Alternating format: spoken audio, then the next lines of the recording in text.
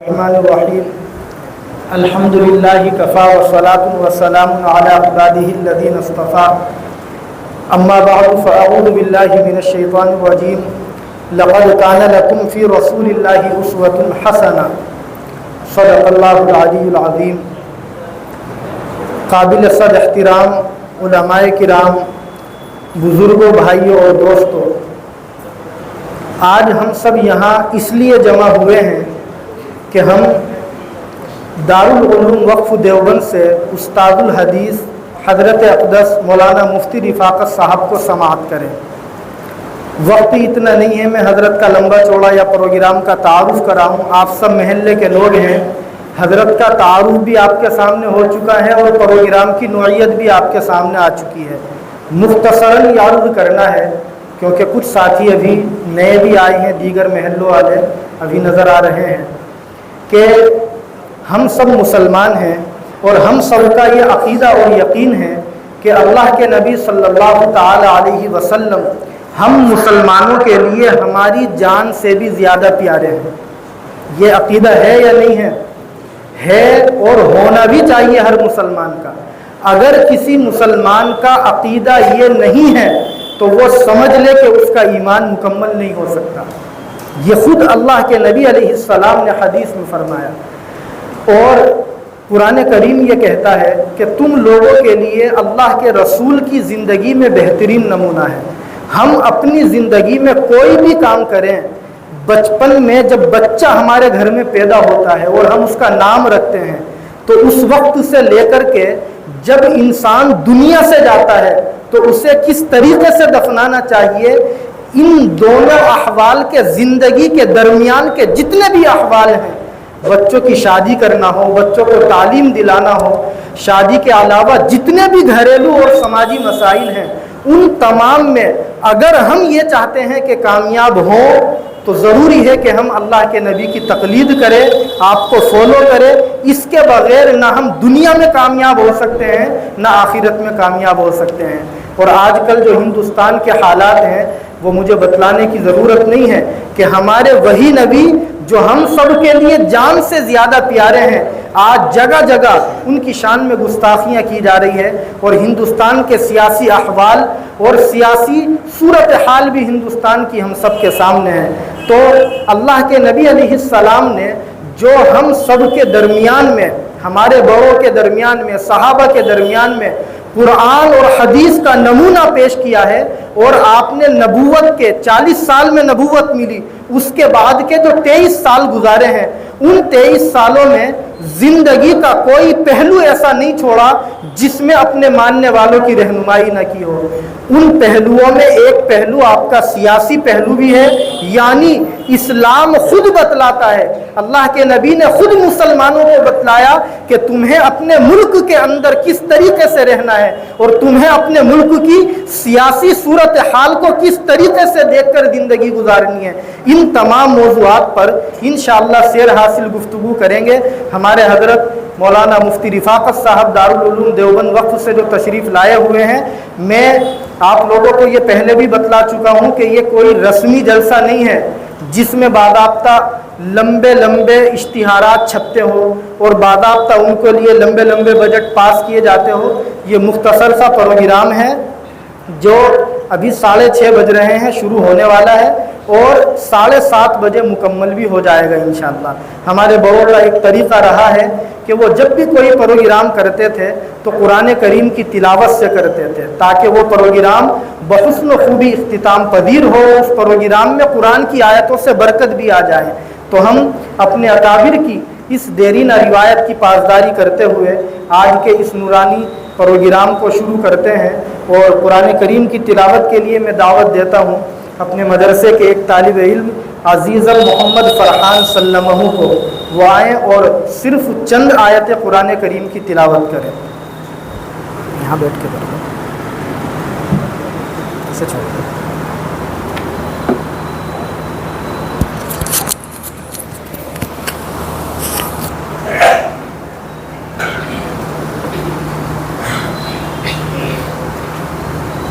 أعوذ أعوذ بالله من الشيطان الرجيم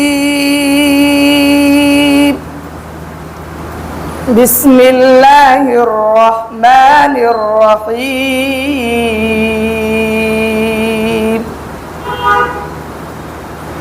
ولقد أرسلنا موسى بآياتنا وسلطان مبين إلى فرعون وملئه فاتبعوا أمر فرعون وما أمر فرعون برشيد يقدم قومه يوم القيامة فأوردهم النار وبئس الورد المورود ذلك من أنباء القرى نقصه عليك منها قائم وحصيد صدق الله العظيم. اور آپ حضرات سے میری بڑے ادب کے ساتھ گزارش ہے کہ بالکل توجہ کے ساتھ فوکس کر کے حضرت کی باتوں کو سنیے گا اور میں اپنے وہ بڑے لیے ہاتھوں کا اسپیشل شکر گزار ہوں جن کی وجہ سے ہم نے سنڈے کے دن کا انتخاب کیا تھا جہاں ہمارے رمضان والی ہیں، ہدایت والی ہیں، کبیر والی ہیں، سبھیوں وہ انجینئر بیٹھے ہیں جو بہت اچھی پوسٹ پر ہیں اور بہت اچھا کام کر رہے ہیں ماشاء اللہ. اور بھائی نے ہمارے اور بہت سارے ساتھی ہیں. اتوار کے دن کا انتخاب آپ حضرات کی وجہ سے کیا تھا، آپ تشریف لائے وقت نکالا، اس کے لیے مجھے شکریہ ادا نہیں کرنا چاہیے. آپ کو ہوگا اس لیے کر رہا ہوں کہ یہ زمانہ بالکل جس گھر میں جا رہا ہے یہ بالکل وہی ہے کہ لوگوں کو پکڑ پکڑ کے دین کی باتیں بتائی جاتی ہیں پھر بھی سننے کو تیار نہیں ہے. ورنہ اس زمانہ وہی ہم نے کتابوں میں پڑھا ہے اسی دنیا میں تھا کہ اگر جو سنتے تھے تو سورج کافی کے اندر کوئی محدث ہے جس کے پاس اللہ کے نبی کی حدیث ہے تو لوگ سنوں پر بیٹھتے تھے، گوبر کا سفر کرتے تھے اور اس عالم کے پاس جاتے تھے صرف ایک حدیث کو سنتے تھے. اور آج کی صورتحال ہم سب کے سامنے ہے. بہرحال مفتی رفاقت صاحب جو ہم لوگ سے تعلق رکھتے ہیں تو آپ سب نے نام سنا ہوگا دارالعلوم دیوبند کا. تو دارالعلوم دیوبند میں آپ استاد الحدیث ہیں. اللہ کے نبی علیہ الصلوۃ والسلام کی حدیثوں کو اس زمانے سے آپ طلبہ کے سامنے، قوم کے بچوں کے سامنے پڑھاتے ہیں، ان کی تشریح کرتے ہیں. اور میں آپ کی تعریف میں کیا کہوں، صرف اتنا کہوں گا کہ صرف حضرت کو سننے کے لیے بڑی تعداد میں لوگ ادھر ادھر کے سفر کرتے ہیں اور بہت موٹا پیسہ خرچ کر کے لوگ حضرت کو بلاتے ہیں. خرچ کر کے حضرت کو فیس کو یہ ہے کہ اگر کہیں لوگ دور کے علاقے میں بلاتے ہیں تو آنے جانے کا اور اس کا یہ تمام چیزیں یہ اللہ کا انعام ہے، اس کا احسان ہے کہ ہم نے حضرت سے درخواست کی اور آپ نے ہماری دعوت کو قبول کیا اور یہاں تشریف لے آئے. میں اپنے مسجد کے تمام نمازیوں کی طرف سے مفتی صاحب کا دل کی گہرائیوں سے شکر گزار ہوں اور ہم نے مشورے سے یہی طے کیا کہ صرف 45-50 منٹ کا، اس سے زیادہ لمبی بات سے بھی کر جاتی ہے. انشاءاللہ آپ کے سامنے بات ہوگی اس موضوع پر، آپ توجہ سے سنیں. میں ہمیشہ نماز میں بھی بتا رہا تھا کہ لوگ جتنے آپ کو چاہتے ہیں میرے پاس سوشل میڈیا پر وہ پوسٹ اپلوڈ کسی سے تعلق تو کئی لوگوں نے اس نے کہا کہ وہ سب تو مولوی ایسا نہیں کہ میں ہوا نہیں کر رہا ہوں کہ حضرت کا یہ بیان باقاعدہ ریکارڈ کر کے اپلوڈ کرنا. ہمارے دنوں کے بہت بڑے مدرسے کے ذمہ دار ہیں نہیں رہے، انہوں نے آج مجھے اسپیشل میسج کیا اور بہت سارے لوگ یہاں ہوئے ہیں جو آپ کو سننے کے لیے ادھر ادھر آئے ہوئے ہیں. میں بڑے ادب و احترام کے ساتھ حضرت اقدس مولانا مفتی رفاقت صاحب رحمۃ اللہ علیہ سے درخواست گزار ہوں کہ آپ تشریف لائیں اور جو ہمارا آج کا ٹاپک ہے وہ قرآن ہے، اس کے تعلق سے اپنی دین کی باتوں سے ہم سب کو مستفید کریں.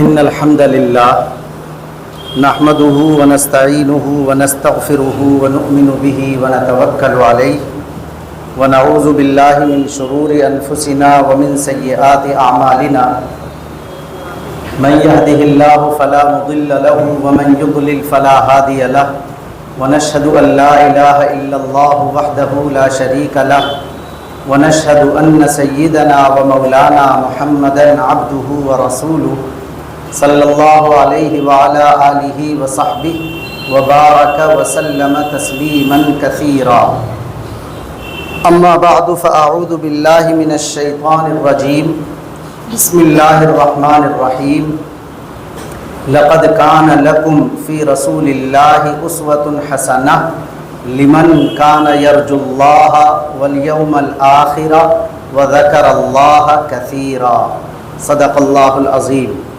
وقال سیدنا محمد صلی اللہ علیہ وسلم کانت بنو اسرائیل تسوسهم الانبیاء کلما ہلک نبی خلفہ نبی آخر وانہ لا نبی بعدی وسیکون خلفاء فیکثرون او کما قال علیہ الصلاۃ والسلام۔ درود شریف پڑھ لیں۔ اللہم صلی علی سیدنا محمد وعلی آل سیدنا محمد وبارک وسلم۔ جو کچھ ہمارے دوست مفتی قاسم صاحب نے ہمارے حوالے سے ذکر کیا ہے اس کے جواب میں جائیں گے تو ٹائم چلا جائے گا، اس وجہ سے یوں مان لیجئے کہ انہوں نے میزبان ہونے کے چکر میں وہ باتیں بھی کہہ دی جو زیادہ ہو رہی تھی میرے قد سے۔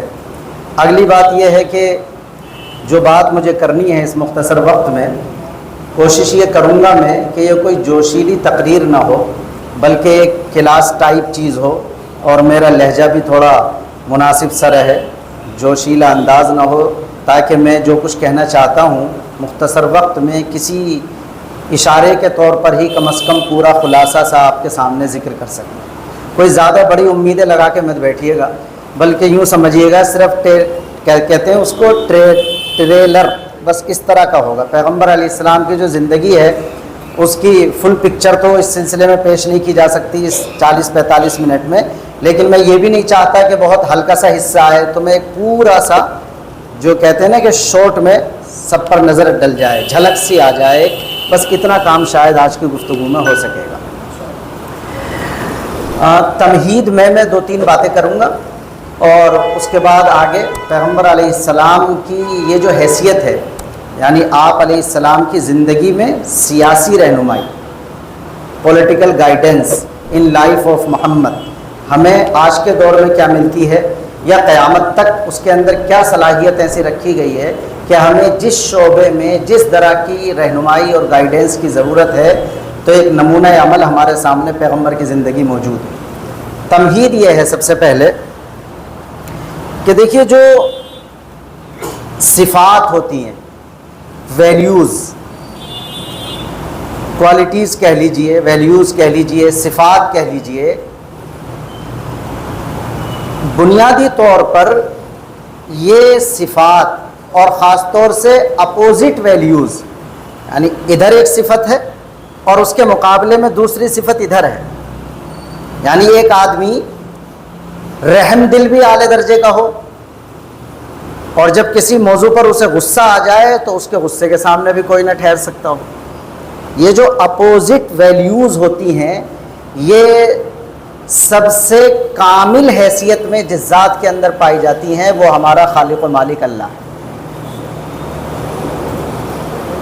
میں شروع کر رہا ہوں بات، اب آپ توجہ کیجئے گا کہ اللہ کے اندر جو صفات ہیں وہ متضاد ہیں، ایک دوسرے کے مخالف ہیں، اور کوئی صفت بھی ایسی نہیں ہے جس میں یہ کہا جا سکتا ہو کہ یہ والی صفت دوسری کے مقابلے میں تھوڑی کمزور ہے۔ ہمارے یہاں کتابوں میں اللہ کے بارے میں جو تعارف کے بارے میں لکھا گیا ہے اس میں یہ لکھا ہے کہ اللہ اس ہستی کا نام ہے جس کے اندر تمام صفات کمال پائی جاتی ہیں اور پورے کمال کے ساتھ پائی جاتی ہیں۔ تو سب سے پہلی تو یہ چیز اللہ کی ذات میں ہے۔ کہ وہ رحم کے بارے میں جب آپ پڑھیں گے اللہ کی ذات کے، تو ہم نے پڑھا کہ ماؤں سے ایک ماں جو مہربان ہو سکتی ہے تو 70 ماؤں کی مہربانیوں سے بھی زیادہ اللہ کی مہربانی ہوتی ہے۔ اور جب اللہ ناراض ہو کر کوئی فیصلہ کر لیتا ہے کسی قوم کے بارے میں تو اسے پرواہ نہیں ہوتی، ساری کی ساری قوم کو ہلاک کر دیتا ہے۔ اس کے غضب کے نمونے ہسٹری کے اندر موجود ہیں۔ طوفان نوح آیا تو کیا کیا پوری دنیا کا۔ تو یہ سب سے پہلی چیز جو صفات اپوزٹ ویلیوز ہوتی ہیں، یہ سب سے زیادہ کمپلیٹ شکل میں اللہ کی ذات میں۔ نیچے آئیے مخلوق میں، تو مخلوق میں ظاہر ہے کہ سب سے اعلیٰ درجے کی مخلوق انسان ہے، اور پھر انسان میں جو جتنا اللہ کے قریب ہے اس کا درجہ اتنا زیادہ ہے، تو ظاہر ہے کہ سب سے زیادہ قریب انبیاء ہیں۔ پھر انبیاء میں بھی جو خاتم الانبیاء اور سردار انبیاء ہیں وہ جناب رسول اللہ صلی اللہ علیہ وسلم ہیں۔ تو مخلوق ہونے کی کیپیسٹی میں، مخلوق ہونے کی حیثیت میں جتنی کمال کی صفات کسی میں سوچی جا سکتی ہیں، اللہ کے بعد وہ جمع ہیں جناب محمد الرسول اللہ صلی اللہ علیہ وسلم۔ اور یہ تمہید میں اس وجہ سے اٹھا رہا ہوں کہ میری اس 35 منٹ کی گفتگو سے اگر یہ لگے کسی ساتھی کو کہ ایسا لگتا ہے آپ کی گفتگو سے تو جیسے کہ ساری زندگی پیغمبر علیہ السلام نے بس سیاست ہی کی ہے، اگر یہ لگے کسی کو تو میرے لفظ پر غور کرنا، میرا مقصد حاصل ہو گیا۔ اس لیے کہ کمپلیٹ جب ہی کوئی چیز ہوتی ہے جب آپ کسی کے بارے میں سوچیں اور آپ کو فیصلہ کرنا دشوار ہو جائے۔ وہ تو نبی ہیں، تھوڑا نیچے اتر کر سوچئے، کسی آدمی کو آپ نے سنا، اسپیچ سنی کسی کی، پہلے تجربہ ہوا آپ کو، اور آپ کو لگا یار کیا بندہ ہے صاحب، کیا بات کرتا، بڑا شاندار اسپیکر ہے بھئی یہ تو۔ آپ کے تجربے میں اس کی اسپیچ آئی تو آپ نے فیصلہ کیا کہ یہ آدمی اسپیکر بہت اچھا۔ کچھ دن کے بعد کسی نے آپ کو کوئی کتاب دی، آپ نے جو دیکھا رائٹر میں اسی کا نام لکھا ہوا ہے، آپ نے جو کتاب پڑھی تو آپ کو لگا یار یہ تو رائٹر بھی کمال کا ہے۔ اتفاق سے آپ کسی یونیورسٹی پہنچے، وہاں لیکچر ہو رہا تھا، آپ نے جو جھانک کر دیکھا تو وہی صاحب لیکچر بھی دے رہے تھے، آپ بیٹھ گئے، آپ نے سنا تو آپ کہنے لگے یہ تو لیکچرر بھی بہت اعلیٰ درجے کا۔ اب آپ کے لیے فیصلہ کرنا دشوار ہو جاتا ہے کہ اسے میں اسپیکر زیادہ اچھا مانوں، اسے میں لیکچرر زیادہ اچھا مانوں، اسے میں رائٹر زیادہ اچھا مانوں۔ جب ہمارے جیسے لوگوں میں ایسے کمال کے لوگ موجود ہوتے ہیں تو تھوڑا سا تصور کریں ہم کہ جب ہم پیغمبر کی صفت عبادت کا ذکر کریں گے کبھی تو یقین جانیے اللہ کی قسم ایسا لگے گا جیسے پیغمبر نے ساری زندگی عبادت ہی کی ہے، اس کے علاوہ کچھ کیا ہی۔ اور اگر آپ پیغمبر کی زندگی میں دعا کا چیپٹر کھول دیں تو آپ کو ایسا لگے گا جیسے ہر قدم پر دعا کے علاوہ پیغمبر نے کچھ کیا ہی نہیں۔ آپ صفت رحمت کو جب آپ دیکھیں کہ اللہ کے نبی کتنے رحم دل اور کیسی نرم خوئی آپ کے اندر تھی تو آپ کو لگے گا کہ شاید پیغمبر کو تو کبھی غصہ ہی نہیں آیا ہوگا۔ یہ میں ابھی تمہید کی بات کر رہا ہوں، دیکھیے بزرگوں کے، حالانکہ ہمیں شمائل کی ایک روایت بتلاتی ہے، اللہ کے نبی کے ایک صحابی فرماتے ہیں کہ آپ نے کبھی اپنی ذات کے لیے کسی سے انتقام نہیں لیا، لیکن جب حق سے تجاوز کر دیا جاتا، حق کے خلاف کوئی بات سامنے آ جاتی تو آپ علیہ السلام کو ایسا غضبناک دیکھا جاتا کہ حدیث میں الفاظ ہے صحابی کے لم یقم لغضبہ احد، کہ پھر کوئی آپ کے غصے کے سامنے نہیں ٹھہر پاتا تھا۔ اور جس روایت میں یہ ذکر کیا ہے اللہ کے نبی نے کہ انا نبی الرحمہ، کہ میں رحمت والا نبی ہوں، عجیب بات ہے، شمائل ترمذی کی روایت ہے، اسی روایت میں لفظ ہے وَأَنَا نَبِيُّ الْمَلَاحِمِ، کہ میں جنگوں کا بھی نبی ہوں، میں رحمت کا بھی نبی ہوں اور میں جنگوں کا بھی نبی ہوں۔ جتنی جنگیں ہوئیں اور قیامت تک ہوں گی، اب تیار ہے نا تیسری تیاری تو ہے، ملحمہ کبریٰ جس کی طرف ہم ساری دنیا میں بڑھ رہے ہیں۔ جب ساری دنیا اس تیسری جنگ کی طرف جا رہی ہے تو کوئی بھی خطہ ہو، چاہے آپ کا اور ہمارا ہو، یہ سائیڈ تو نہیں رہ سکتا، کہیں نہ کہیں حالات ہر جگہ تبدیل ہوں گے۔ اور مجھے کہنے کی ضرورت نہیں، مجھے کوئی خوش فہمی نہیں، آپ اپنے علم میں، تجربے میں، معلومات میں یقیناً مجھ سے زیادہ ہوں گے، لیکن میں اسی ڈسکس کر رہے ہیں ایک ساتھ بیٹھ کر کے تاکہ ہم کسی جگہ پہنچ سکیں اور ہمیں کوئی چیز اس موضوع سے متعلق ہمارے سامنے آ سکے، ورنہ تو آپ کو اپنے علاقے کے بھی حالات کا اندازہ ہے، پڑوس میں دیکھ لیجئے کیا ہوا، پھر پڑوس کے پڑوس کو دیکھ لیجئے، کرنٹ صورتحال آج کی کیا ہے، جن لوگوں کی نظر میں ہے انہیں پتا ہے کیا ہو رہا۔ بہرحال میں یہ ذکر کر رہا تھا کہ یہ اپوزٹ ویلیوز سب سے زیادہ اللہ کی ذات میں، دوسرے نمبر پر یہ پیغمبر علیہ السلام کی ذات میں ہے۔ بعض غیر مسلم لوگ ہمارے نبی کی اسی کوالٹی کو دیکھ کر کے مسلمان ہو گئے کہ کسی کے اندر ایسی متضاد صفات پوری طاقت کے ساتھ کیسے جمع ہو سکتی۔ اب اگر میں سیاست کا ذکر کروں گا تو یہی سمجھیے گا کہ جب دعا کا ذکر کریں گے تو ایسا لگے گا جیسے دعائی کے نبی ہیں آپ، جب عبادت کا ذکر کریں گے تو ایسا لگے گا جیسے عبادت کے نبی ہیں، اگر نماز کا ذکر کریں گے تو ایسا لگے گا جیسے حدیث میں بس نماز کی بات ہے، نماز کے علاوہ کوئی چیز ہے ہی نہیں، لیکن حج کا چیپٹر کھولیں گے تو ایسا لگے گا جیسے حج ہی ایک ایسی چیز ہے جس سے گزر کر آدمی اللہ کا محبوب بن سکتا ہے، اس سے بڑی کمال کی تو کوئی چیز نہیں۔ ویسے ہی جب ہم اپنے نبی کی سیاست کا ذکر کریں گے تو ہمیں لگے گا جیسے کہ آپ نے پورے 23 سال میں اس رخ سے جس انداز پر زندگی جی ہے تو لوگوں کے لیے رہنمائی کے بڑے سنگ میل موجود ہیں۔ ایک تو تمہیدی بات یہ ہے۔ دوسری تمہیدی بات یہ ہے کہ اللہ کے نبی صلی اللہ علیہ وسلم نے ارشاد فرمایا کہ دیکھو یہ سیاست جو ہے نا یہ بیسیکلی یہ یونانی لفظ تھا، اس کے بعد یہ عربک میں آیا، عربک سے منتقل ہو کر فارسی میں بھی آ گیا، اور اب تو ایسا لگتا ہے جیسے اردو میں ہی ہے، بالکل اتنا زیادہ استعمال ہوتا ہے، منتقل ہوتے ہوئے چلا ہے۔ حدیث میں یہ لفظ ڈکشنری کے اعتبار سے استعمال ہوا، میں اس روایت کا ترجمہ کرتا ہوں اور پھر آگے بڑھتا ہوں۔ اللہ کے نبی صلی اللہ علیہ وسلم نے فرمایا کہ کانت بنو اسرائیل تسوسہم الانبیاء، کہ بنی اسرائیل کی سیاست بھی نبی کیا کرتے تھے۔ سیاست کا لفظ ہی بول رہا ہوں، اس کا مطلب یہ ہوتا ہے سسٹم کو چلانا، نظام کو چلانا۔ ہم جس سیاست کو آج پوری دنیا میں ڈیموکریسی کے سسٹم میں دیکھتے ہیں، یہاں سب لوگ، میں پھر دوبارہ کہہ رہا ہوں کہ مجھ سے زیادہ پڑھے لکھے لوگ موجود ہوں گے یقیناً ہیں، جو جس کو ہم فالو کر رہے ہیں ڈیموکریسی میں، روسو کو فالو کر رہے ہیں، اس سے پہلے کسی اور کو 2-3 نام جو فرانس کے انقلاب کے بعد سے سامنے آئے تھے ڈیموکریسی کے تعلق سے، کہ ایک مقننہ ہونی چاہیے جسے ہم پارلیمنٹ کہتے ہیں جو قانون بناتی ہے، ایک انتظامیہ ہوتی ہے جو قانون کو نافذ کرتی ہے، ایک عدلیہ ہوتی ہے جوڈیشری جو اس کو فیصلے کرتی ہے، آپ کے تشریح کرتی ہے آپ کے قانون کی۔ یہ 3 چیزیں ہیں جو آج کل ہم فالو کرتے ہیں اور دنیا میں ڈیموکریسی کا نظام چلاتے ہیں۔ یہ سیاست اللہ کے نبی نے فرمایا کہ بنی اسرائیل کی سیاست بھی انبیاء کیا کرتے تھے، یعنی وہ نماز پڑھنا بھی سکھاتے تھے، سسٹم چلانا بھی سکھاتے تھے۔ کلما ہلک نبی، ایک نبی دنیا سے جاتا تھا، خلفہ نبی آخر، تو دوسرا نبی آ جایا کرتا تھا۔ یہاں تک آپ نے آدھی بات بتلا دی، اور پھر آگے آپ فرما رہے ہیں وَإِنَّهُ لَا نَبِيَّ بَعْدِي، اور یہ میں کنفرم کر چکا ہوں، اللہ کے نبی فرما رہے ہیں کہ میرے بعد تو کوئی نبی نہیں ہے۔ تو اب سوال پیدا ہوگا، جب بنی اسرائیل کا سیاسی سسٹم انبیاء دیکھتے تھے اور آپ علیہ السلام کے بعد کوئی نبی نہیں ہے، تو پھر اس انبیاء بنی اسرائیل والا کام اس ملت کے لیے، باقی قیامت تک کے انسانوں کے لیے کون کرے گا؟ تو آپ نے فرمایا کہ وَسَيَكُونُ بَعْدِي خُلَفَاء، میرے خلیفہ ہوں گے۔ خلیفہ کا مطلب نائب ہوں گے، ابو بکر ہوئے، عمر ہوئے، اب ہم نے سمجھ لیا بس ہو کر کے ختم ہو گئے، لیکن آخری خلیفہ جو آئیں گے وہ تو وہی ہے جن کا انتظار ہو رہا، محمد ابن عبداللہ، جن کا لقب امام مہدی ہوگا، وہ ہمارے نبی کی نسل سے ہی آئیں گے۔ جب تک وہ نہیں آ جائیں گے تو قیامت نہیں آئے گی۔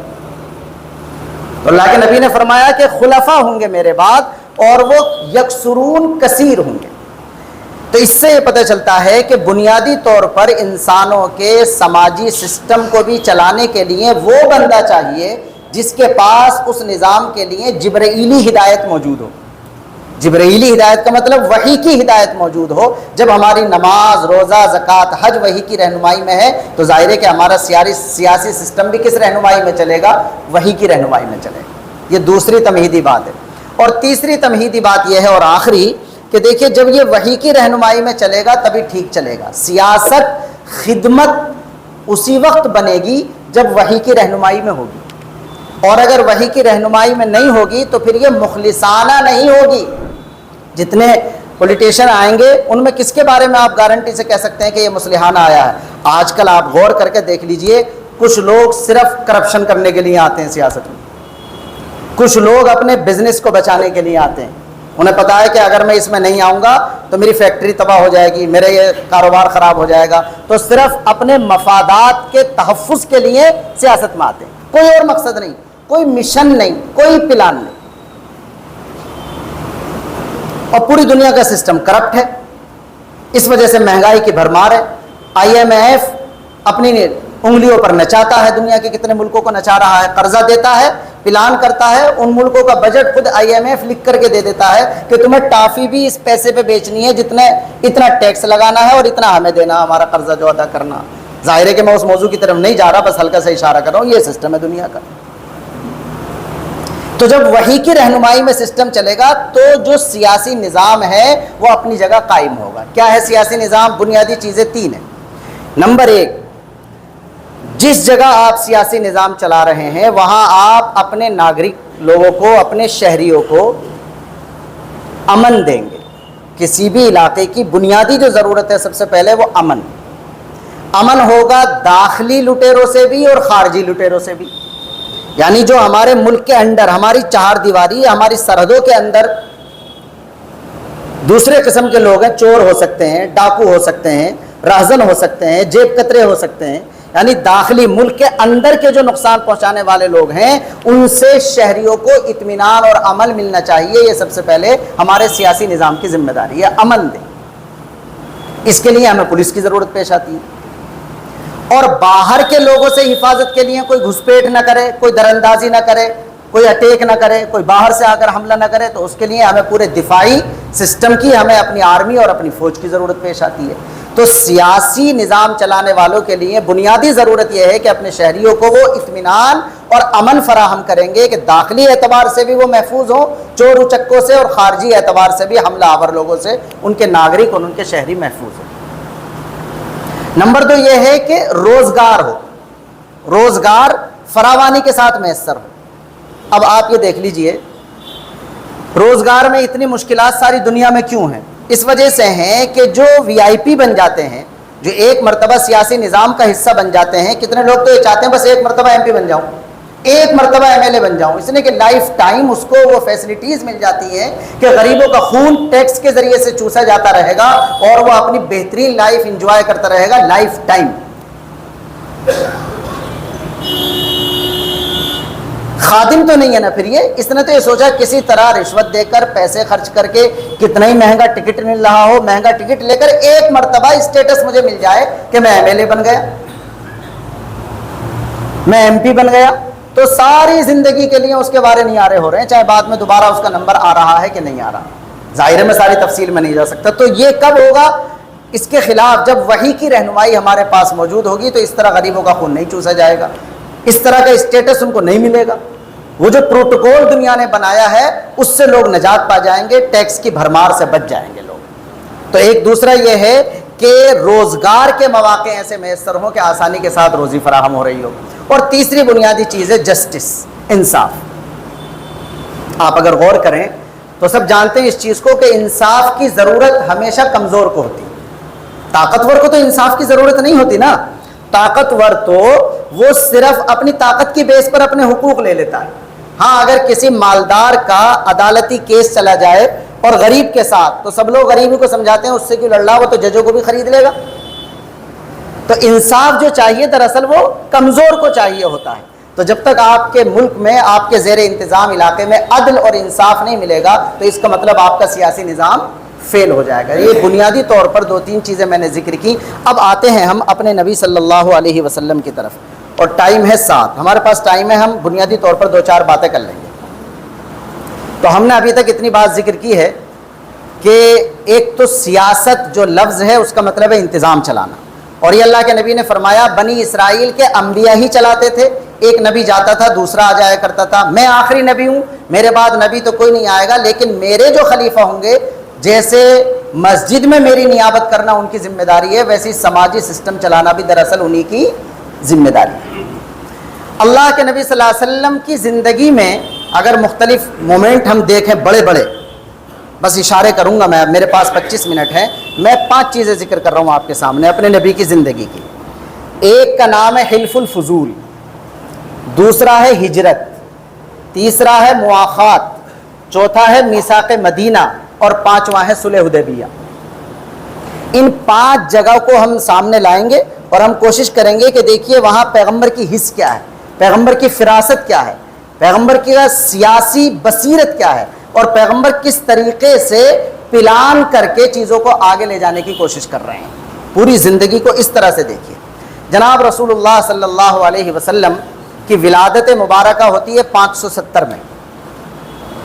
مکے کی جو صورتحال تھی، جن لوگوں نے پڑھا وہ جانتے ہیں کہ وہاں پر ایک قبائلی سسٹم میں نظام پایا جاتا تھا. پارلیمنٹ تھی باقاعدہ، اس کا نام تھا دار الندوہ، اور ہر قبیلے کا جو مکھیا ہوتا تھا وہ اس پارلیمنٹ کا ممبر ہوا کرتا تھا. وہ 12 قسم کے قبیلے کا نظام تھا وہاں پر، اور یہ نظام چلا کرتا تھا. لیکن ہم نے یہ سب نے پڑھا ہے کہ وہ لوگ بڑا ظلم کرتے تھے، اور وہاں ایک جملہ چلا کرتا تھا. میں ذرا ڈاؤن ہوتا ہوں بات کرنے میں. ایک جملہ چلا کرتا تھا وہاں کہ انصر اخاک ظالما او مظلوما. زمانے جاہلیت کا، ہمارے نبی کی تعلیمات سے پہلے کا یہ جملہ بڑا مشہور ہے کہ ظالم ہو یا مظلوم اپنے بھائی کی ہیلپ کرنی، یعنی اپنے قبیلے کے آدمی کے ساتھ کھڑا ہونا ہے، یہ دیکھے بغیر کہ وہ ظالم ہے یا مظلوم. آج آپ اس کا نمونہ دیکھ لیجئے. اپنی پارٹی والے کو ساتھ لے کر کے چلنا ہے چاہے وہ ظالم ہو. جب گاؤں میں بھی لڑائی ہو جائے، وارڈ میں لڑائی ہو جائے، شہر میں لڑائی ہو جائے، اب وہ جو جس پارٹی کا نیتا ہے وہ اپنی پارٹی والے کو سپورٹ کرے گا، یہ جاننے کے باوجود کہ یہ غلطی پر ہے. یہ بالکل زمانے جاہلیت والا فارمولہ ہے. اس زمانے میں یہی چلا کرتا تھا. انصر اخاک ظالما او مظلوما، اپنے بھائی کے ساتھ کھڑا ہونا ہے، یعنی اپنے قبیلے والے کے ساتھ، چاہے وہ ظالم ہو یا مظلوم ہو.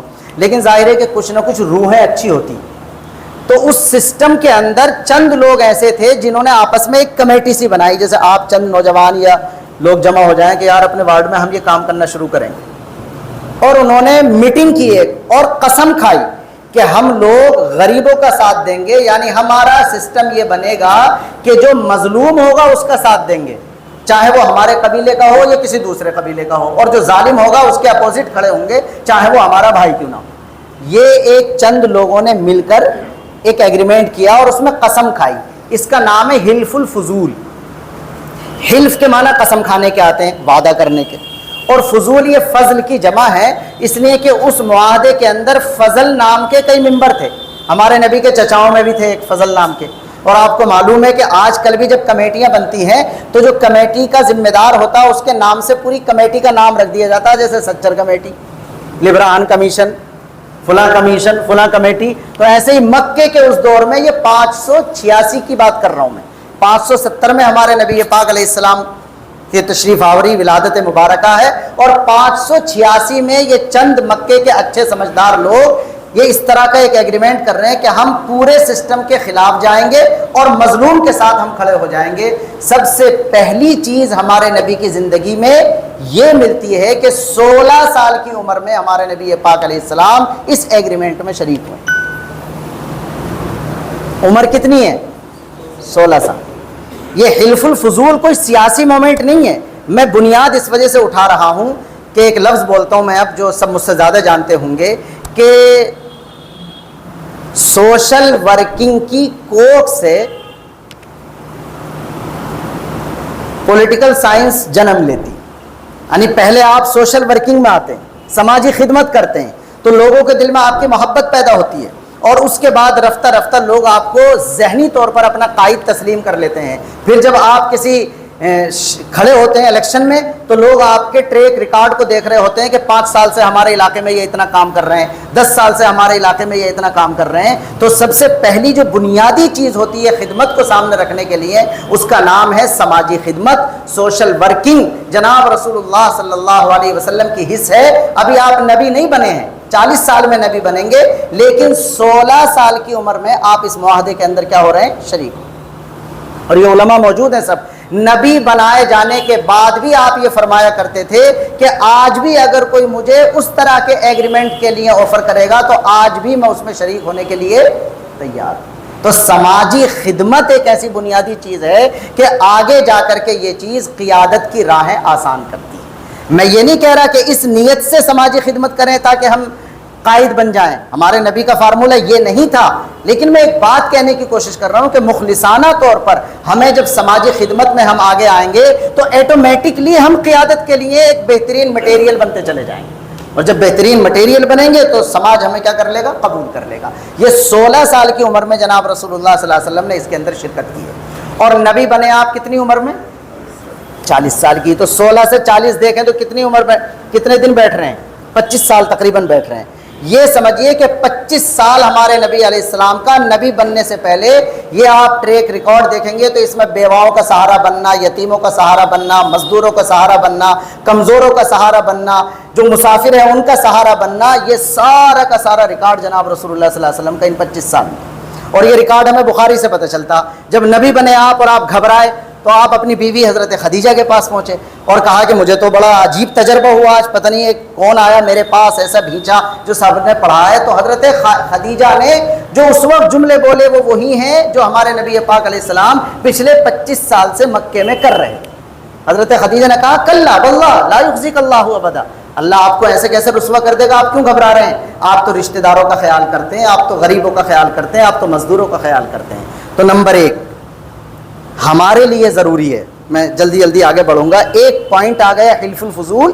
ہمارے لیے ضروری ہے کہ ہم پہلی فرصت میں اگلی والی چیز کو سوچنے کے بجائے زمینی سطح میں اپنے پڑوس سے، اپنے وارڈ سے سماجی خدمت کے لیے آگے آئیں. ہم ایک کمیٹی بنائیں جس میں ہم ہر ہفتے بیٹھیں، ہر ہفتے نہیں بیٹھ سکتے ہوں تو مہینے میں بیٹھیں، اور ہم ٹارگیٹ کریں کہ ہمارے وارڈ میں اتنے لوگ ایسے ہیں جو غریبی ریکھا سے نیچے زندگی جی رہے ہیں. وہ کسی بھی کمیونٹی سے تعلق رکھنے والے ہو سکتے ہیں، ہم ان کی ہیلپ کریں گے، ہم ان کے کام آئیں گے، میڈیکلی ان کو اگر کوئی ضرورت ہے تو اس کے لیے ہم کام آئیں گے. تو یہ چیز ہے بنیاد، یہ سماجی خدمت ہے جو آگے جا کر کے قیادت کی راہیں ہموار کرتے ہیں. یہ نمبر 1 چیز تھی. اس کے بعد آپ آگے چلتے ہیں تو ہم دیکھتے ہیں کہ جناب رسول اللہ صلی اللہ علیہ وسلم کی جو دوسری زندگی ہے جس سے سیاسی اعتبار سے اب ہمیں رہنمائی حاصل ہوگی وہ ہے ہجرت.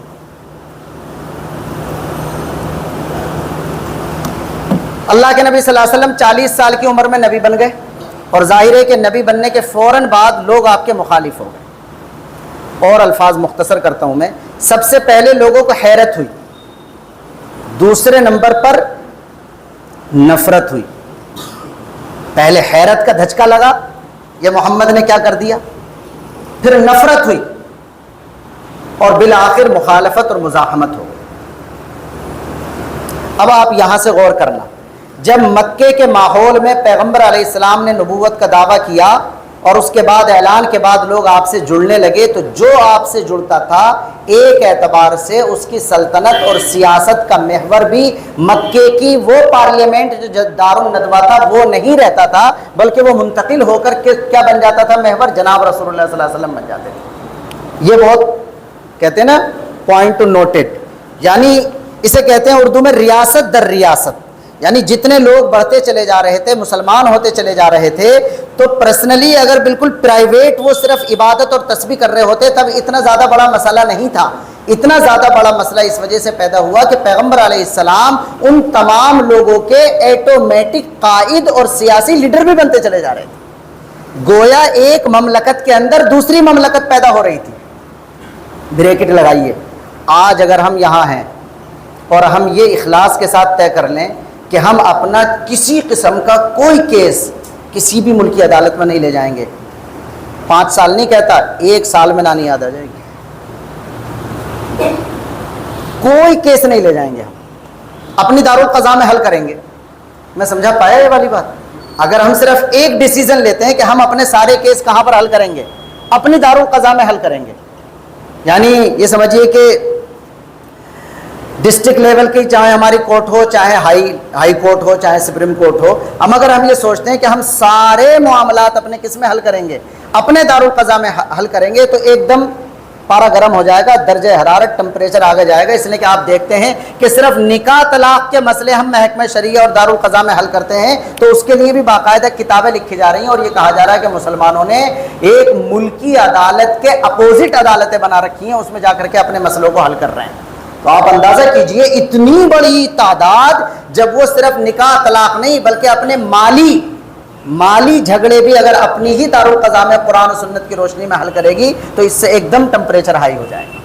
ہمارے نبی کے ساتھ مکے میں کیا ہوا کہ صرف وہ نبی کے اعتبار سے مذہبی رہنما نہیں بن رہے تھے مسلمان ہونے والوں کے، بلکہ وہ سیاسی لیڈر بھی بنتے جا رہے تھے. ریاست در ریاست اس کے اندر پنپ رہی تھی، تو لوگوں کے لیے یہ قبول کرنا آسان نہیں تھا. تو سب سے پہلا اٹیک شروع ہوا موب لنچنگ. مکے میں سب سے پہلے کیا شروع ہوئی؟ Mob lynching. بلال کے ساتھ کیا ہوتا تھا، عمار کے ساتھ کیا ہوتا تھا؟ بھئی موب لنچنگ کا اردو میں ترجمہ تو کریں تو یہ تو ہوتا نا کہ ہجوم آیا اور اس نے زخمی کر دیا. تو مکے میں یہی ہوتا تھا, اکیلے بلال مل گئے کہیں, انہیں پکڑ کے مار لیا. عمار مل گئے, انہیں پکڑ کے مار لیا. خباب مل گئے, انہیں پکڑ کے مار لیا. خبیم مل گئے, انہیں پکڑ کر مار لیا. یہ یاد رکھیے, میں ایک لفظ بول رہا ہوں پورے ہوش کے ساتھ, کہ جو کچھ قیامت تک جس سچویشن میں بھی مسلمانوں کے ساتھ ہوگا اس کا نمونہ نبی کے دور میں ہو چکا ہے. کسی مسلمان کو کبھی بھی یہ کہنے کا موقع نہیں ہوگا کہ ہمارے ساتھ کوئی نئے قسم کا ظلم ہو رہا ہے, اس لیے کہ سارے ظلم کا تجربہ اللہ تعالیٰ نے ابتدائی مسلمان ہونے والے صحابہ کو کرا دیا. اب اللہ کے نبی کے لیے بڑے مشکلات تھی اس وقت میں. اب دیکھیے, یہ سیاسی بصیرت کی مجھے بات کرنی ہے. اللہ کے نبی پہلے کوشش کرتے رہے کہ یہاں سیٹنگ بیٹھے, جب نہیں بیٹھی تو اللہ کے نبی صلی اللہ علیہ وسلم نے اپنے ساتھیوں کو کہاں بھیج دیا؟ حبشہ بھیجا. حبشہ جب بھیجا ہے تو کتابوں میں لکھا کہ اللہ کے نبی نے ایک تحریر بھی بھیجی ساتھ, جس میں لکھا کہ ہمارے چچا زاد بھائی جعفر جو گئے تھے ساتھ میں, یہ کچھ لوگوں کے ساتھ آ رہے ہیں, آپ ان کا استقبال کیجئے, ان کو ویلکم کیجئے. جو حبشے کا بادشاہ تھا, حبشہ بھی کوئی دارالاسلام نہیں تھا, مسلم اسٹیٹ نہیں تھا, غیر مسلم اسٹیٹ تھا, لیکن وہاں پر مذہب پر عمل کرنے کی آزادی تھی, تنگ نہیں ہوئے تھے حالات, تو وہاں بھیجا. اب یہاں پر آپ رک کر یہ سیاسی بصیرت دیکھیے. سب سے پہلا تماچا مکے کی لیڈرشپ پر, جو مکے کی چودراہٹ تھی, وہ یہ لگا کہ ہمارے ایک شہری نے اپنے ساتھیوں کو حبشہ بھیجا اور خارجہ تعلقات اس کے اتنے مضبوط ہیں کہ ایک دوسرے ملک کے لیڈر یا وزیر اعظم کہو یا صدر کہو, کچھ بھی کہو, اس سے باقاعدہ رابطہ ہو گیا اس کا. اور اس نے کہا کہ یہ میرے لوگ آپ کے پاس آ رہے ہیں, آپ کو ان کا کیا رکھنا ہے؟ خیال رکھنا ہے. میں سمجھا پا رہا ہوں اپنی بات؟ یعنی آپ یہ اندازہ کیجئے, کسی ملک کی لیڈرشپ کے لیے یہ سب سے بڑا مسئلہ ہوتا ہے کہ جن لوگوں کو وہ ستا رہے ہیں ان لوگوں کا رابطہ ان کے ملک سے ہٹ کر دنیا کے دوسرے لوگوں سے ہونا شروع ہو جائے. یہ ناکامی ہوتی ہے. تو یہ پیغمبر علیہ الصلوۃ والسلام نے پہلی کامیابی حاصل کی کہ مکے کے اندر رہتے ہوئے رابطہ کیا. چنانچہ جب حبشے جا رہے تھے صحابہ تو مکے والوں نے ان کا پیچھا کرایا جدے تک. بھئی جدے میں ہی تو ہے سمندر, وہیں سے تو کشتی لے کے آگے جانا تھا, لیکن وہ لوگ آخری کشتی تھی اور وہ صحابہ نکل چکے تھے. اس کے بعد باقاعدہ مکے والوں نے اپنے نمائندے حبشہ بھیجے, سب نے پڑھ رکھا ہے کتابوں میں, اور وہاں جا کر کے کہا کہ یہ ہمارے بھگوڑے ہیں, ہمارے مجرم ہیں, آپ انہیں کیا کرو؟ واپس کرو. اللہ کے نبی نے پہلے سے وہاں لکھ رکھا تھا خط کہ آپ کو ہمارے لوگوں کو ویلکم کرنا ہے, چنانچہ بادشاہ نے وہ بندے واپس نہیں کیے. تو یہ سب سے پہلی ہجرت کے جو ماحول ہیں اس میں آپ علیہ الصلوۃ والسلام نے پہلی کامیابی حاصل کی. اب آپ یہ دیکھیے, میں بھی یہ گائیڈ نہیں کر رہا ہوں, اس سے کوئی یہ نہ سمجھے کہ ابھی میں یہ گائیڈ کر رہا ہوں کہ ہماری لیڈرشپ کو فوراً باہر سے رابطہ کرنا چاہیے, یہ نہیں کہہ رہا ہوں میں, لیکن میں پیغمبر علیہ الصلوۃ والسلام کی اس سیاسی بصیرت کو دکھانا چاہ رہا ہوں کہ آپ علیہ السلام وہیں رہے, لیڈر وہیں رہا اور اپنے بندے بھیج دیے اور رابطہ ہو گیا اس سے باہر. اب آپ یہاں پھر حالات کو نارمل کرنے کی کوشش کرتے رہے. جب حالات مکے کے نارمل نہیں ہوئے تو آپ نے اطراف میں ماحول بنانے کی کوشش کی. جو وہاں پر مہمان حج عمرہ کرنے کے لیے آیا کرتے تھے ان سے آپ نے ملاقاتیں شروع کی, اور اگر مجھے اجازت دیں آپ تو میں کہوں خفیہ ملاقاتیں شروع کی. اور جب آپ کہتے تھے لوگوں سے کہ بھئی مجھے لے کر کے چلو, میں آپ کے یہاں سے اپنا کام شروع کر دوں گا, تو مکہ چونکہ پورے عرب کے اندر بڑی طاقت مانا جاتا تھا تو علاقے کے آنے والے لوگ یہ رسک لینے کے لیے تیار نہیں ہوا کرتے تھے. اسی طرح 10 سال گزر گئے, 11ویں سال میں مدینے کے کچھ لوگ آئے اور پہاڑ کے قریب, پہاڑ کی گھاٹی میں ایک جگہ ان کی بات چیت ہو رہی تھی, تو پیغمبر علیہ السلام وہاں پر پہنچے اور آپ نے ان کو دعوت دی, اور وہاں پر 6 لوگ مدینے کے مسلمان ہوئے. تو گویا یہاں سے اسلام کی روشنی کہاں پر پہنچ گئی؟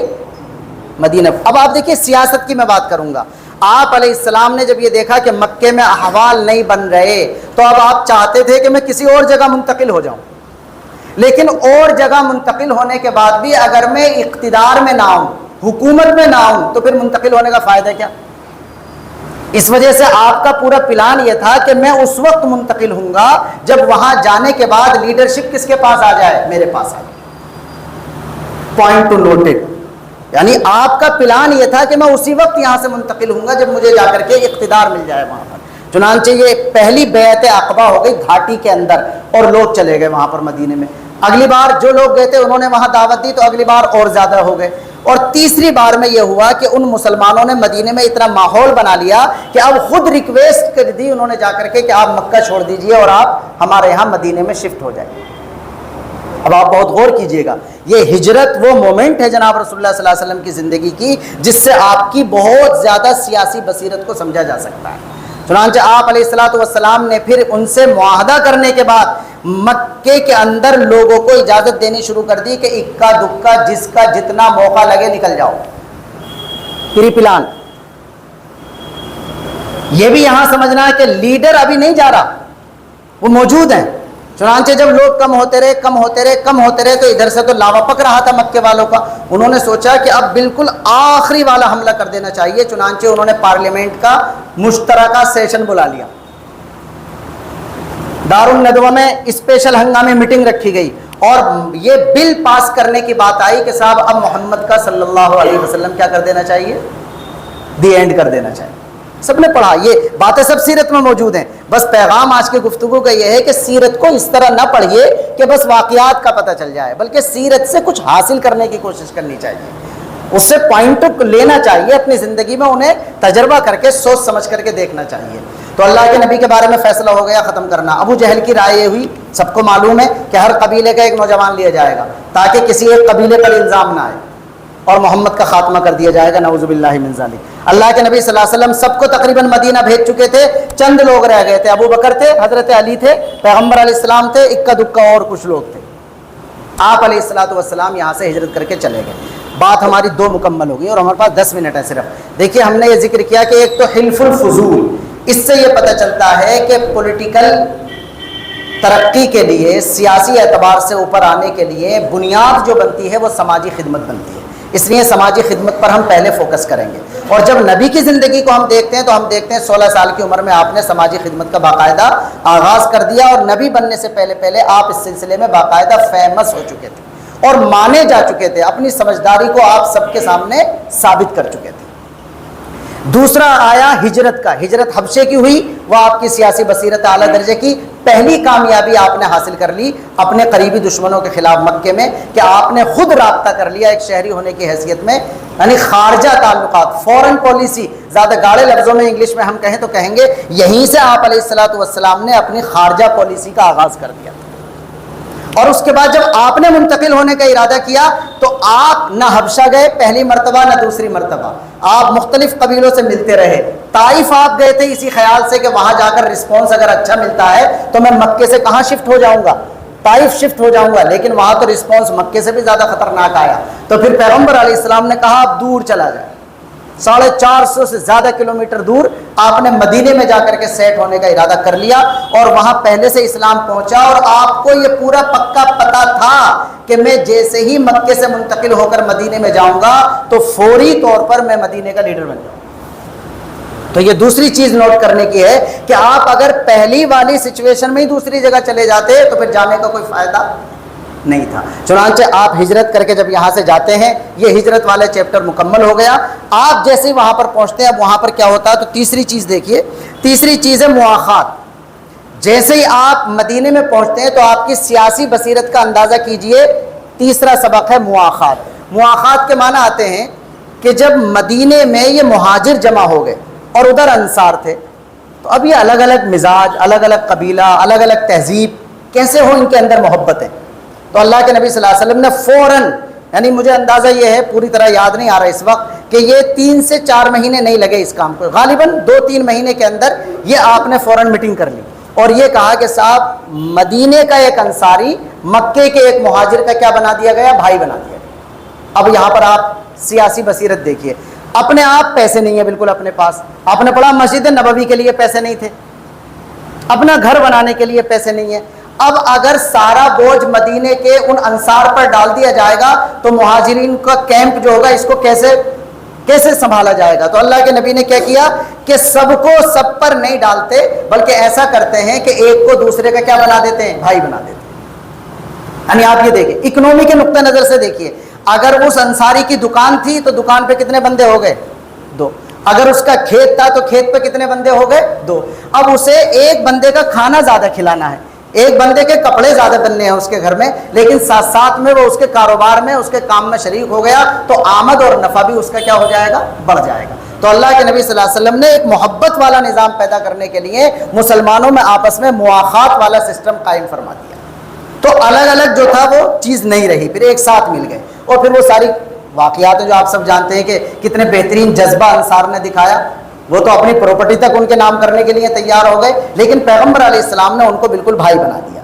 یہ ہے داخلی یکجہتی، اس کا نام کیا ہے؟ داخلی یکجہتی۔ یہ جو یکجہتی کا آج کل آپ نے بہت لفظ سنا ہوگا، ہم مولوی بھی بہت کرتے ہیں کہ یکجہتی کی کانفرنس، فرقہ وارانہ یکجہتی، اتحاد، یہ سب ہمارے بڑے بڑے نام ہیں آج کل کے، معذرت کے ساتھ، اس لیے کہ اپنی غلطیوں کو چھپانا نہیں چاہیے، ہم بھی اس میں شریک ہیں، میں اپنے آپ کو الگ نہیں کر رہا ہوں، ہم سب اس کا حصہ ہیں۔ یاد رکھیے نبی کا طریقہ اپنوں کے ساتھ اتحاد پہلے ہے، دوسروں کے ساتھ اتحاد بعد میں۔ اگر ہم دوسروں کے ساتھ قومی یکجہتی کی کانفرنس کر کے ان کے ساتھ شامل ہوں گے اور اپنوں میں اتحاد نہیں انتشار ہوگا تو یہ نبوی طریقہ نہیں ہے، اس سے ہم کبھی سکسیس اور کامیاب نہیں ہو سکتے۔ اللہ کے نبی جیسے ہی مدینے میں پہنچے ہیں تو سب سے پہلے آپ نے کیا کی ہے؟ مواخات کی ہے کہ آپس میں مسلمانوں کا ایک ایگریمنٹ کرایا، اور اس کے 2 مہینے کے بعد یعنی 6 مہینے کے بعد آپ نے کھول دی کہ مدینے میں جتنی بھی کمیونٹیز رہتی ہیں وہ ایک ساتھ آ کر کے بیٹھے ہیں، ہم مدینے کے اعتبار سے ایک ایگریمنٹ کریں گے، اور اس کا نام ہے میثاق مدینہ۔ اس کا نام کیا ہے؟ میثاق مدینہ۔ یہ امن کا معاہدہ، دنیا کا پہلا دستور ہے، یہ لکھا ہوا پہلا دستور، 52 دفعات ہیں اس کے اندر۔ اب دوبارہ یہ کہتے ہیں نا، اس موضوع کی تو ایک لیکچر سیریز ہونی چاہیے جس میں ہم جو 5 چیزیں میں بیان کر رہا ہوں ان میں سے 1 گھنٹہ صرف ایک چیز کے لیے چاہیے، لیکن یہ آج تو میں نے بتلایا کہ صرف ہلکا سا ایک جھلک دکھائیں گے ہم، تاکہ اس موضوع پر آئندہ ہم پلان کریں اور اس طرح کی چیزیں کریں کہ اس میں کچھ لکھ کر لائیں یا پروجیکٹر کے ذریعے سے ہم چیزوں کو کلیئر کریں، تو انشاءاللہ فائدہ ہو جائے گا۔ ہماری جو نوجوان نسل ہے وہ مستقبل میں فیوچر میں اپنے لیے کچھ گائیڈ لائن دیکھ سکے گی انشاءاللہ۔ بہرحال یہ میثاق مدینہ کیا ہوا؟ اب آپ دیکھیے جب ہمارے نبی ہجرت کر کے مدینے میں پہنچے ہیں، 25 تو ہو گئے دکھیں عزیزم، یہ تو بڑا مشکل ہوا، 10 منٹ اور کر لوں میں اجازت؟ یعنی ہمارے نبی جب پہنچے ہیں تو اس وقت 10,000 کی آبادی تھی مدینے کی، 10,000 کی آبادی، اور جس میں مسلمان صرف 5% تھے۔ یہ بات میں زیادہ توجہ سے کرنا چاہ رہا ہوں، 5% تھے 10,000، 50% سے زیادہ یہودی تھے، اور دوسرے نمبر پر غیر مسلم تھے، اور سب سے کم تعداد میں کون تھے؟ مسلمان، اس لیے کہ ابھی تو ہوئے تھے مسلمان اور کچھ ہجرت کر کے گئے تھے۔ 5% کتابوں میں لکھا ہے کہ اس وقت میں مسلمان تھے، اور باہر سے گئے تھے، جناب رسول اللہ صلی اللہ علیہ وسلم باہر سے گئے تھے۔ اب آپ ذرا دماغ پر زور ڈالیے کہ باہر سے جانے والا بندہ جو باہر سے گیا ہے، دوسروں کے رحم و کرم پر ہے، اور اس کی اپنی کمیونٹی صرف 5% ہے، ایسا آخر کیا تھا کہ 50% یہودیوں نے اور 45% غیر مسلموں نے اس ایگریمنٹ میں سپر پاور فل اختیار دے دیا کس کو؟ جناب محمد الرسول اللہ صلی اللہ علیہ وسلم۔ اس پر آپ مستقل مطالعہ کر سکتے ہیں اور غور کر سکتے ہیں کہ آخر وہ کیا حکمت عملی جناب رسول اللہ صلی اللہ علیہ وسلم نے اختیار کی کہ 5% کا لیڈر ہونے کے باوجود، باہر سے آیا ہوا ہونے کے باوجود، آپ علیہ الصلوۃ والسلام مدینے کے اس ایگریمنٹ میں پوری پاور لینے والے بن گئے۔ اب ذرا یہاں کھل کے کہہ دوں تھوڑی سی بات، جب ہمارے نبی مدینے میں پہنچے تو وہاں ایک کا نام سب نے پڑھا ہوگا، عبداللہ ابن ابی ابن سلول، جو منافقوں کا سردار تھا۔ بخاری شریف میں لکھا ہے کہ وہ مدینے کا سردار بننے والا تھا، اور اس کے سر پہ جو تاج رکھا جانا تھا سرداری کا، وہ باقاعدہ آرڈر دے دیا گیا تھا تاج بننے کے لیے۔ یہ تو سب نے پڑھا ہے تاریخ میں کہ وہ منافق تھا، نبی کا دشمن رہا ساری زندگی، لیکن یہ دیکھیے منافق دشمن بنا کس دن؟ اس لیے کہ پیغمبر کے جانے سے اس کی کرسی گئی۔ پھر میں سیاسی شعور کی بات کر رہا ہوں، پیغمبر تو ہمارے بہت رحم دل تھے، وہ تو بہت دوسروں کو ترجیح دیتے تھے، تو آپ نے یہ کہا کیوں نہیں اس وقت میں کہ میں تو باہر سے آیا ہوا ہوں، آپ بن جائیے لیڈر، میں تو باہر سے آیا ہوا ہوں، میرے پاس تو صرف 5% کی تعداد ہے، لہذا میں چاہتا ہوں کہ آپ اس عہدے کو قبول کر لیں۔ سیاسی معاملات میں اگر آپ اوپر جانا چاہتے ہیں تو اس میں ایثار اور ترجیح سے کام لینا پڑے گا۔ آپ اگر 5% کے بھی لیڈر ہیں تو آپ کو کوشش کرنی پڑے گی کہ آپ 100% کے لیڈر بنیں۔ ہمارے نبی پاک علیہ السلام نے مدینے سے وہ کام شروع کیا تھا، اور اس کے بعد 1400 سال کی پوری تاریخ دیکھ لیجئے، مسلمان مختلف علاقوں میں ہمیشہ تعداد میں کم رہے لیکن حکومت میں رہے۔ ہمارا جو مغلیہ دور تھا یہاں پر تو اس میں بھی تعداد میں ہم کم تھے. ہم جو زوال میں گئے ہیں وہ ووٹنگ سسٹم کی وجہ سے گئے. بہرحال وقت چونکہ ہو گیا میں بس مختصر کر کے ختم کر رہا ہوں. یہ ہے میثاق مدینہ. اس میں آپ علیہ الصلوۃ والسلام لیڈر بنے. 52 دفعات میں سے میں دو دفعہ ذکر کرتا ہوں. دیکھیے اس کے اندر پیغمبر علیہ السلام نے ایک بات یہ لکھوائی کہ اگر مدینے پر باہر سے کوئی حملہ کرے گا, ذرا غور کیجئے گا اس پر, یہ لکھا ہوا اس کے اندر 52 دفعات میں سے ایک میں کہ اگر مدینے پر باہر سے کوئی حملہ کرے گا تو چاہے وہ مدینے کی کسی ایک کمیونٹی پر حملہ کرنے کے لیے آئے, اسے پورے مدینے کی مملکت پر حملہ مانا جائے گا اور سب اس کا مقابلہ کریں گے. آپ اندازہ کیجئے کون حملہ کر سکتا تھا اس وقت؟ مکے کے لوگ. وہیں سے تو بھاگ کر آئے تھے جو مہاجر کہلاتے تھے ہمارے صاحب. تو اللہ کے نبی نے یہاں ایگریمنٹ میں لکھوایا کہ وہ صرف مسلمانوں پر حملہ نہیں مانا جائے گا, پورے مدینے پر حملہ مانا جائے گا اور سب اس کی کیا کریں گے؟